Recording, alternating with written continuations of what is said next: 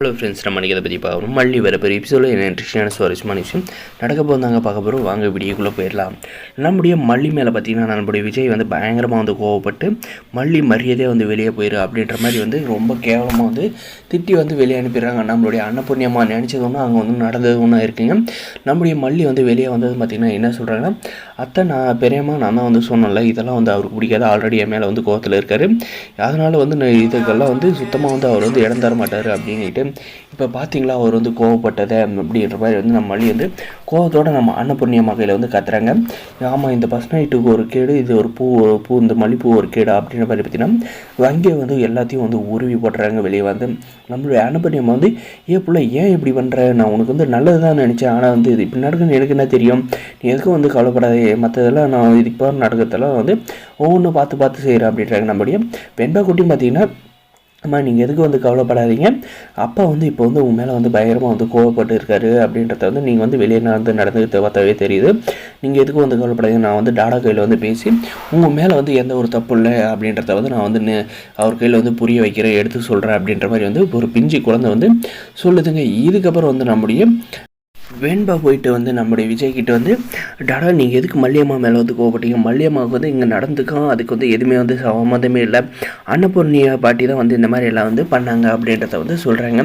நம்முடைய விஜய் பார்த்தீங்கன்னா ஒரு விஷயம் யோசிக்கிறேன், அவசரப்பட்டு நம்ம மல்லி மேலே கோவப்பட்டுமா அப்படின்ட்டு. எப்படி இந்த பஸ் நைட் நடக்காது அப்படின்றதுக்காக பார்த்தீங்கன்னா இந்த மூக்கு வேர்த்துக்கிட்டு இந்த ராஜு வெளியே காத்துட்டு இருந்திருக்காங்க. மல்லி வெளியே பார்த்தீங்கன்னா உனக்கெல்லாம் ஒரு கல்யாணம், உனக்கு ஒரு பஸ் நைட் ஒரு கேடா, நீ எல்லாம் ஒரு ஜடமாக அப்படியே இருக்க வேண்டியதுதான், உனக்கே நீயே குழியை தோண்டி போச்சுக்கோ அப்படின்ற மாதிரி பார்த்திங்கன்னா ரொம்ப கேவலமாக இந்த ராஜு திட்டுறாங்க. இதுக்கப்புறம் பார்த்திங்கன்னா நம்முடைய மல்லி இவங்களுக்கு பதிலடியாக என்ன கொடுக்க போகிறாங்க அப்படின்றதாங்க இருக்க போகுது. அதுவும் போக பார்த்திங்கன்னா நம்முடைய அன்னபூர்ணியம்மா இந்த மாதிரி எல்லாம் நடக்குன்னு எனக்கு தெரியும், ஆனால் இந்த சம்பவம் நடக்கணுன்றதை நான் வேணும்னே பண்ணேன், ஆனால் நினச்ச மாதிரியே பார்த்தா நீங்கள்லாம் ரூமுக்கு வெளியே அப்படியே மூக்கு வேர்த்துக்கிட்டு பார்த்துட்டு இருக்கீங்களே, உங்களுக்கெல்லாம் சுடு சோறனே இல்லை, வெக்கமே இல்லையா இந்த மாதிரி எல்லாம் பேசுகிறதுக்கு அப்படின்ற மாதிரி நம்முடைய அன்னபூர்ணியம்மா அந்த ராஜோட மூக்கை உடச்சி சட்னியாக்கி அனுப்புகிறாங்க. இந்த அன்னபூர்ணியம்மாவுக்கு ரொம்ப கொழுப்பாக இருக்குது, இவ்வளோ கூடி சீக்கிரம் ஏதோ ஒரு வழி பண்ணும், இல்லைனா மல்லிக்கூட கொடுக்குற தைரியத்தினால மல்லி இந்த வீட்டில் ஆட ஆரம்பிச்சிருவா அப்படின்ற மாதிரி யோசிக்கிறாங்க.